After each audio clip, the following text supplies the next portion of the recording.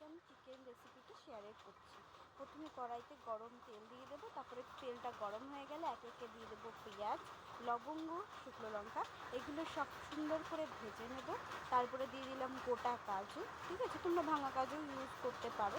তারপরে এর মধ্যে ধুয়ে দিয়ে দেবো কিছু চালমগজ, আগে থেকে ধুয়ে রেখে দিয়েছিলাম, সেই চালমগজটা দিয়ে দেবো।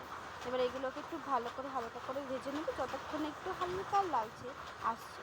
তারপরে এগুলো একটা পেস্ট করে নেবো এবং পেস্ট করতে করতে টক দইটা ফেটিয়ে নেবো সুন্দর করে। টকটা দেখো সুন্দর, কোনো বাবলস থাকবে না, ঠিক আছে। এবার এরপরে আমি একে একে বেটে নিচ্ছি। সেটা হচ্ছে কি, প্রথমে আদাটা বেটে নিলাম এবং ভেজে রাখা যে মশলাটা সেটাও পেস্ট করে নিলাম। এবার আমরা মাংসটাকে ম্যারিনেট করব। প্রথমে দিলাম আদা বাটা, তারপরে রসুন বাটা, ভেজে রাখা মশলাটা যেটা পেঁয়াজ টেয়াজ দিয়ে ভেজেছিলাম, তো সেই মশলাটা দিয়ে ভালো করে মাংসের মধ্যে দিয়ে দিলাম আগে থেকে ফেটিয়ে রাখা টক দই, হলুদের গুঁড়ো, কাসুরি মেথি, জিরে গুঁড়ো, এগুলো সব কিছু ভালো করে দিয়ে ভালো করে মাংসটাকে মেখে আমরা কিছুক্ষণের জন্য রেখে দেবো। আমি রেখেছিলাম 1 ঘন্টা মতো। এবার তোমরাও তোমাদের মতো রাখতে পারো। তেল গরম হয়ে যাওয়ার পর এর মধ্যে আমরা দিয়ে দিলাম তেজপাতা, গোটা গরম মশলা, এরপর মাংসগুলো দিয়ে দিলাম। মাংসগুলো আমরা হালকা করে একটু ভেজে নেব, ঠিক আছে। যতক্ষণ না একটু লালচে লালচে ভাব চলে আসছে ততক্ষণ আমরা মাংসগুলোকে একটু ফ্রাই করে নেব।